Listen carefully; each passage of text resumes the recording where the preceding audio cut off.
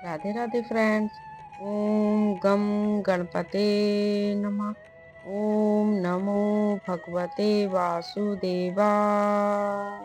श्री राधे राधे। आप सभी भक्तजनों का इस नई वीडियो में स्वागत है। श्री गीता ज्ञान 14वें अध्याय में श्लोक 5 से 19 तक तीनों गुणों का स्वरूप, उनके कार्य, उनका बंधन स्वरूप और बंधे हुए मनुष्य की उत्तम, मध्यम आदि गतियों का विस्तार पूर्वक वर्णन किया। श्लोक 19 तथा 20 में उन गुणों से रहित होकर भगवत भाव को पाने का उपाय और फल बताया। फिर अर्जुन के पूछने से 22वें श्लोक से लेकर 25वें श्लोक तक गुणातीत पुरुष के लक्षणों और आचरण का वर्णन किया। 26वें श्लोक में सगुण परमेश्वर को अनन्य भक्ति योग तथा गुणातीत होकर ब्रह्म प्राप्ति का पात्र बनने का सरल उपाय बताया। अब वह भक्ति योग रूप अनन्य प्रेम उत्पन्न करने के उद्देश्य से सगुण परमेश्वर के गुण, प्रभाव और स्वरूप का तथा गुणातीत होने में मुख्य साधन वैराग्य और भगवत शरण का वर्णन करने के लिए 15वां अध्याय शुरू करते हैं।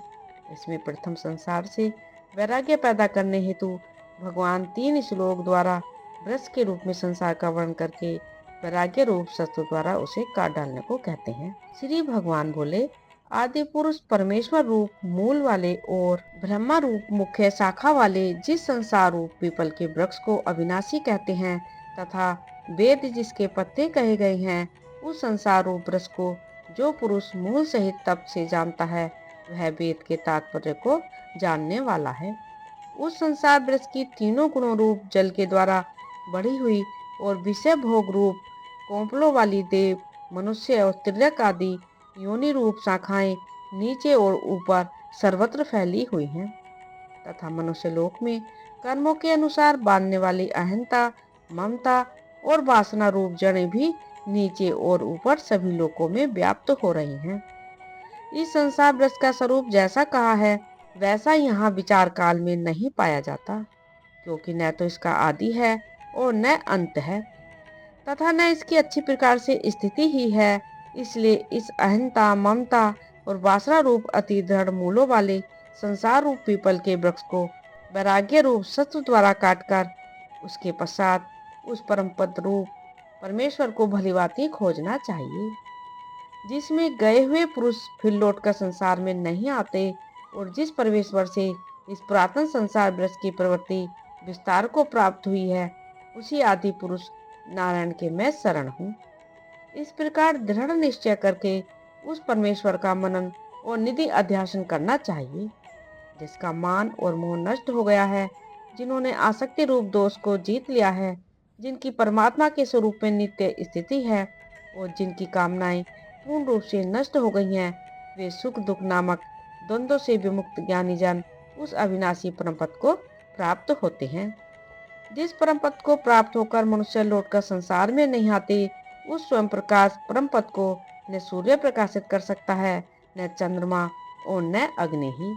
वही मेरा परम धाम है।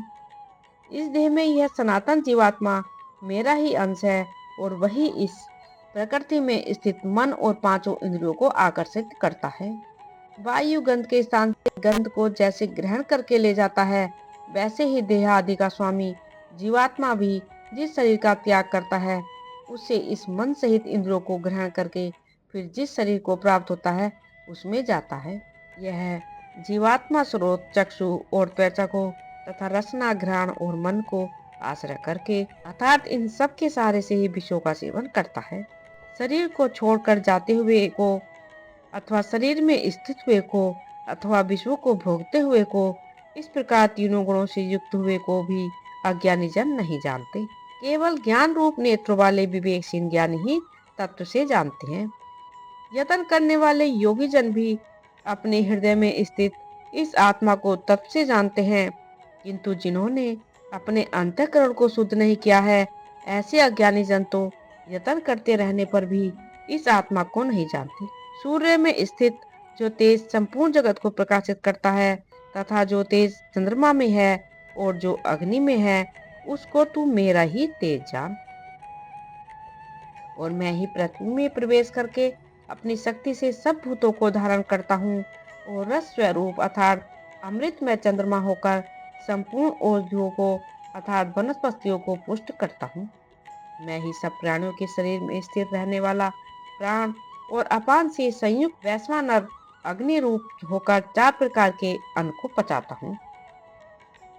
मैं ही सब प्राणियों के हृदय में अंतर्यामी रूप से स्थित हूँ तथा मुझसे ही स्मृति, ज्ञान और अपोहन होता है और सब वेदों द्वारा मैं ही जानने के योग्य हूँ तथा वेदांत का कर्ता और वेदों को जानने वाला भी मैं ही हूँ। इस संसार में नाशवान और अविनाशी भी ये 2 प्रकार के पुरुष हैं। इनमें संपूर्ण भूत प्राणियों के शरीर तो नाशवान और जीवात्मा अविनाशी कहा जाता है।